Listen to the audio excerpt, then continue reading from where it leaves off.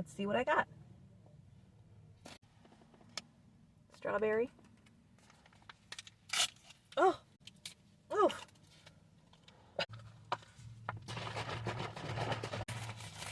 I ordered regular McChicken, no lettuce, extra.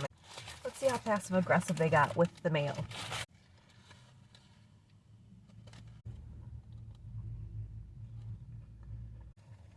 It's actually a really good McChicken.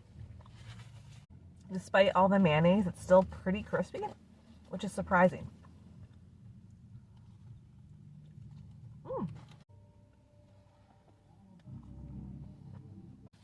Ignore the lines in my face, I just had a massage.